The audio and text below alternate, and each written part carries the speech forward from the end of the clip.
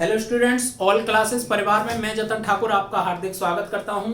तो बच्चों, आशा करता हूं कि आपको प्रीवियस लेक्चर्स समझ में आए होंगे। हमने प्रीवियस वीडियो में एक में सिलेबस का डिस्कशन किया है और फिर हमने रस से टॉपिक हमने स्टार्ट किया है जो कि काफी वेटेज रखता है। आशा करता हूं बहुत अच्छे से आपको समझ में आ रहा होगा। अगर आपको ऐसे ही चैनल को चलवाना है तो आप लाइक और सब्सक्राइब करते रहें, शेयर भी करते रहें, ठीक है ना। आपका कुछ नहीं जा रहा है, बस एक क्लिक करना है सब्सक्राइब में और एक क्लिक करना है लाइक में और एक क्लिक करना है शेयर में, ठीक है ना। तो 3 क्लिक आपको संपूर्ण सिलेबस, ऑल वीडियोस यानी ऑल सब्जेक्ट के आपको इसी प्लेटफॉर्म पर मिल सकते हैं, ठीक है ना। तो आइए स्टार्ट करते हैं। कल हमने देखा था स्थायी भाव और विभाव, विभाव के प्रकार मैंने उदाहरण सहित बता दिए थे। और आज हम देखते हैं अनुभाव, ठीक है ना। तीसरा जो अवयव है अनुभाव, ठीक। अनुभाव की जो प्रकृति है, ठीक। अनुभाव हमारे बताए गए 8, ठीक है ना। ये 1 नंबर का क्वेश्चन है।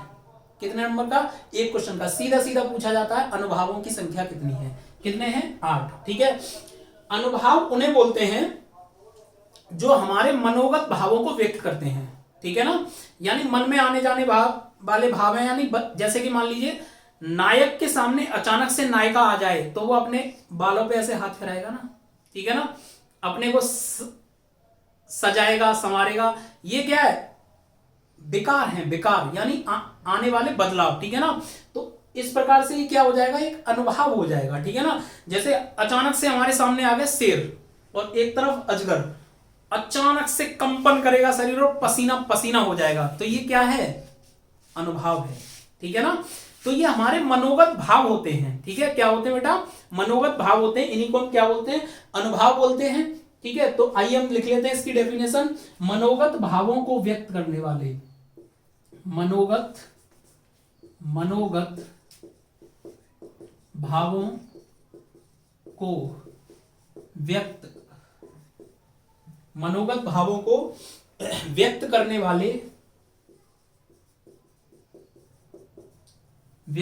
वाले शरीर के विकारों को अनुभाव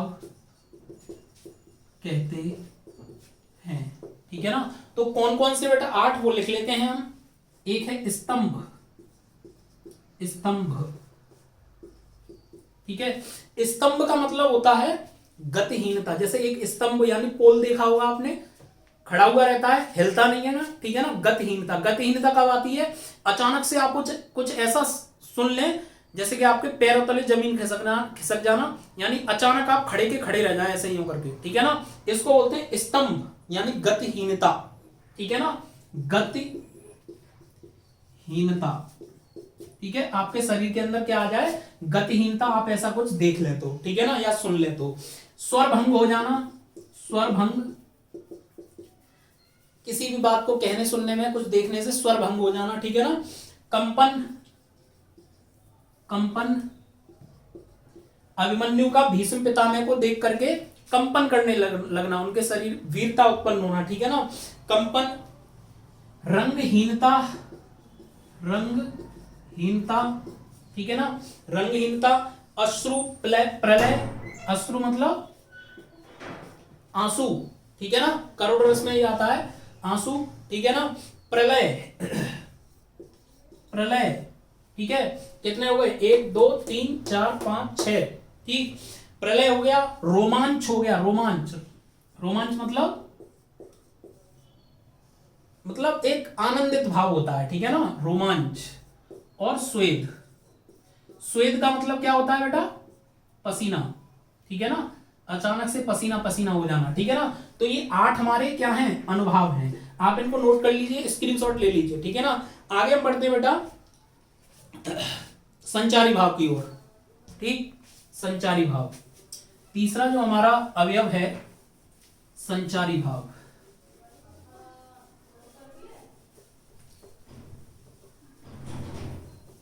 संचारी भाव, ठीक है ना। ये चौथा है हमारा संचारी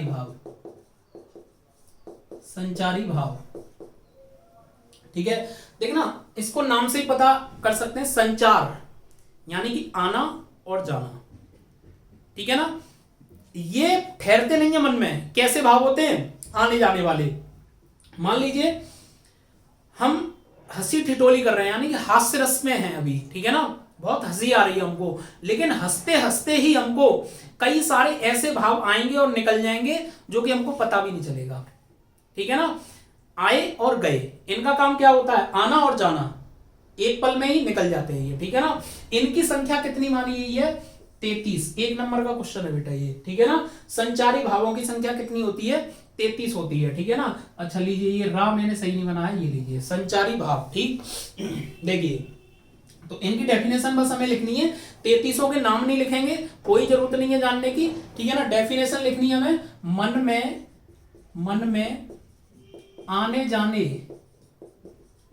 जाने वाले भावों को संचारी भाव कहते हैं, संचारी भाव कहते हैं। ठीक है, और इनकी संख्या कितनी है बेटा? 33 संख्या इनकी मानी गई है। जैसे कि हर्ष है, विषाद है, भय है, ठीक है ना, लज्जा है, शंका है, ये सब ये क्या है बेटा? संचारी भाव हैं। ठीक, अब हम देखते हैं बेटा जो रस के प्रकार हैं और उनका स्थायी भाव क्या होता है, उदाहरण सहित देखेंगे हम। ठीक है ना, ये आपने नोट कर लिया होगा आशा करता हूं। ठीक है, तो देखिए अब हम देखते हैं रस के प्रकार, और यहां से एक ना एक क्वेश्चन आता ही आता है। ठीक है ना, रसों के प्रकार, रसों के प्रकार। ठीक, रसों के प्रकार। ठीक है, रसों के प्रकार देखते हैं। तो देखना सबसे पहला जो हमारा है वो है श्रृंगार रस, श्रृंगार रस। ठीक, श्रृंगार रस, इसका जो स्थायी भाव होता है ना बेटा, ये होता है आपका रति या प्रेम। ठीक है ना, हमें हर एक रस का क्या क्या पता करना है बेटा? स्थायी भाव पता करना है और उसके एग्जाम्पल पता करने हैं। ठीक है ना, रति या प्रेम, स्थायी भाव, स्थायी भाव ये है रति। रति का मतलब प्रेम ही होता है, यानी ये कामदेव की पत्नी थी रति। ठीक है ना, और प्रेम एक ही बात है ये। ठीक, रति और प्रेम। ठीक है ना, श्रृंगार रस, ठीक, इसका स्थायी भाव क्या है? रति या प्रेम। अब ये जो प्रेम है ये वियोग में भी हो सकता है और संयोग में भी हो सकता है। ठीक है ना, वियोग का मतलब होता है बेटा बिछड़ना, ठीक, और संयोग का मतलब होता है मिलना। ठीक है, नायक नायिका के मिलन पर जब प्रेम की उत्पत्ति होती है, ठीक है ना, उस समय संयोग श्रृंगार होता है, और जब बिछड़न पर यानी कि जब वियोग होता है उनका, ठीक है, उस समय किसकी उत्पत्ति होती है? उस समय भी प्रेम की उत्पत्ति होगी। उस समय जो श्रृंगार रस होगा वो वियोग श्रृंगार रस होगा। ठीक है, तो इसीलिए आचार्यों ने इसको दो भागों में बांटा है, एक है संयोग श्रृंगार, संयोग श्रृंगार, ठीक है, और एक है वियोग श्रृंगार। और एक क्वेश्चन और बताता हूं बेटा मैं आपको, एक क्वेश्चन कंप्लीट कराता हूं मैं आपको, एक नंबर का, रसराज किसे कहा जाता है? ठीक है ना, रसराज नोट कर लेना आप, श्रृंगार रस को ही क्या बोला जाता है? रसराज को कहा जाता है। ठीक है ना, यानी रसराज का मतलब क्या है? रसों का राजा, यानी सभी रसों का राजा। रसों का राजा किसे बोला जाता है बेटा? श्रृंगार रस को कहा जाता है। आपको A to Z to the point इस प्लेटफॉर्म पर सारे सब्जेक्ट मिलेंगे। आप हमारे साथ बने रहिए, लाइक और सब्सक्राइब करना मत छोड़ना और शेयर करना मत भूलना। ठीक है ना, तो आइए हम पढ़ते हैं संयोग श्रृंगार और वियोग श्रृंगार, यानी नायक नायिका के मिलन पर। ठीक है, संयोग श्रृंगार कब होगा? नायक नायिका के मिलन पर उत्पन्न प्रेम, उत्पन्न प्रेम। ठीक है ना, और ये है बेटा नायक नायिका, नायक नायिका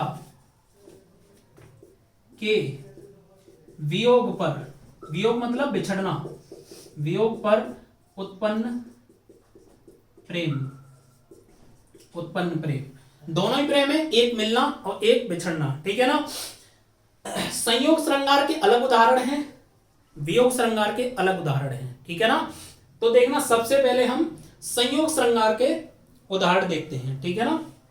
तो देखिए, इसको मैं साफ कर देता हूं, आपने नोट कर लिया होगा, ऐसे ही नोट करते जाइए जैसे कि मैं लिख रहा हूं, ठीक है। तो संयोग श्रृंगार के एग्जाम्पल देखेंगे हम,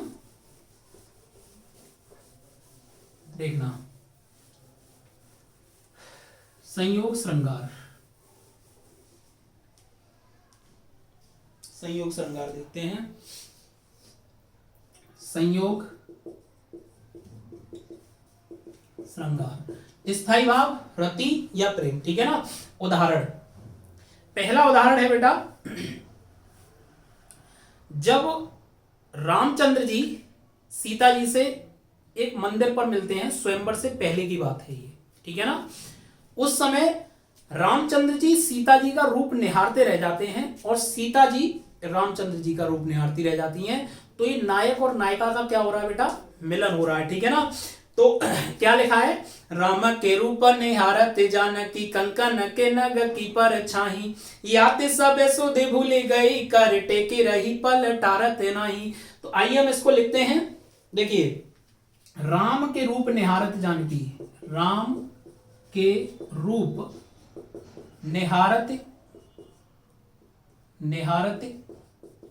जानकी, ठीक है, ये पहली लाइन हो गई।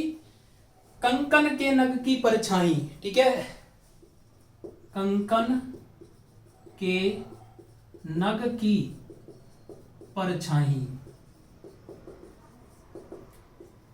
यात सबे सुध भूल गई, यात सबे सुध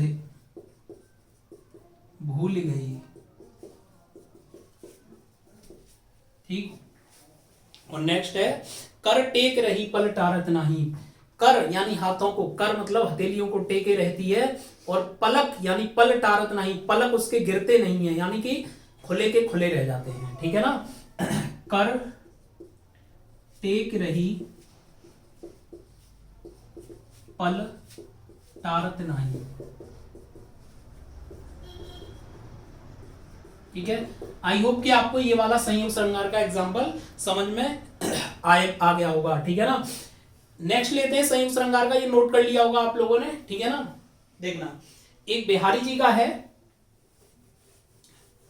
कृष्ण जी के साथ में जो उनकी सखियां होती हैं, राधा वगैरह जो होती हैं, ठीक है ना, वो श्याम सुंदर की मुरली को छुपा के रख लेती हैं, ठीक है ना।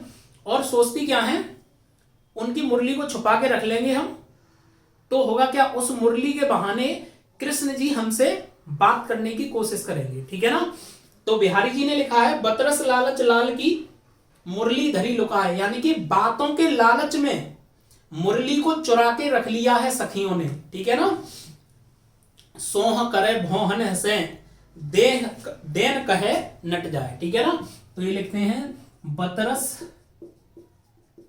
लालच लाल की मुरली धरी लुका है, ठीक है। सोह करे भोहन से, सोह करे भोहन हसे, सोह करे भोहन से देन कहे, देन,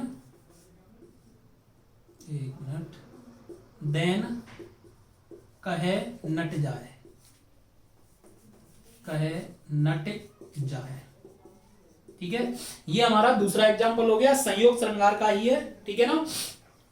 यानी कि मुरली के बहाने उनसे बात करने को मिलेगी, ठीक है ना। नेक्स्ट है, एक और बिहारी जी का, एक शोक सभा चल रही होती है, ठीक है ना।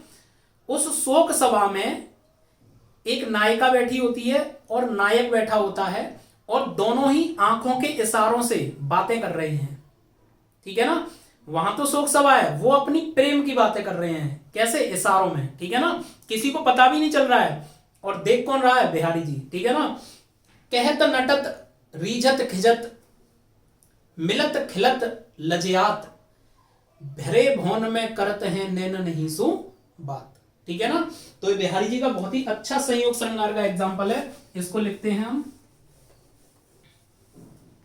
देखना, कहत नटत, कहत नटत रीझत खिजत, रीझत खिजत मिलत खिलत लज्जात, मिलत खिलत लज्जात। ठीक, भरे भौन में, भौन में करत हैं नैनन हीसु बात, नैनन हीसु बात। ठीक है, कहते हैं, नटते हैं, रीझते हैं, खिंचते हैं, मिलने की बात करते हैं, लज्जे में हैं, लज्जाते हैं, शर्म कर रहे हैं। ठीक है, भरे भवन में यानी भरा हुआ भवन है, करते हैं उसमें नैनो ही नैनो से बात करते हैं। ठीक है ना।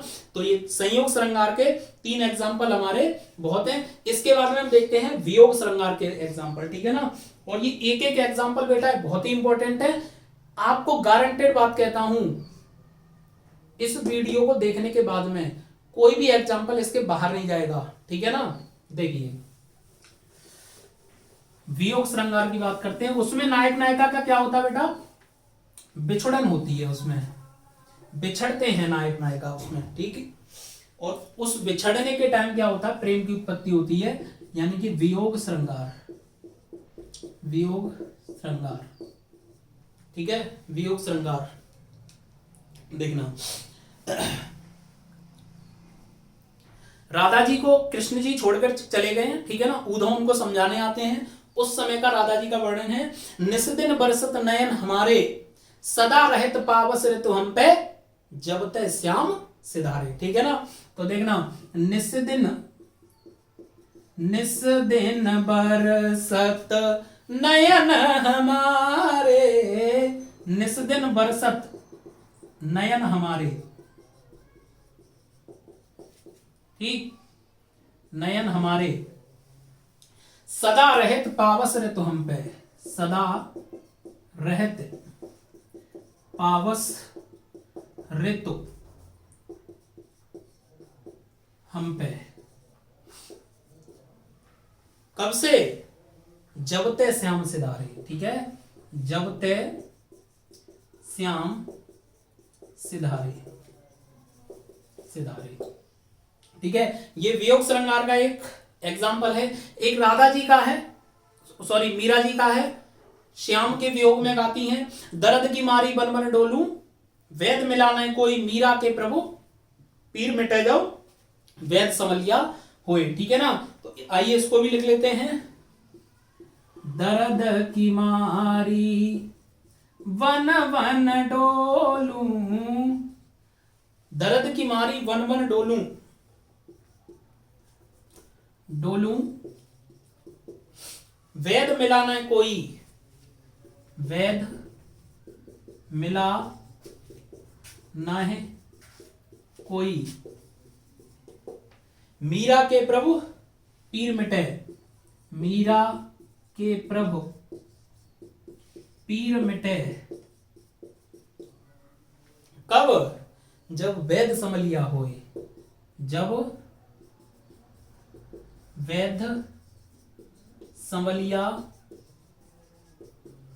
होए। ठीक है,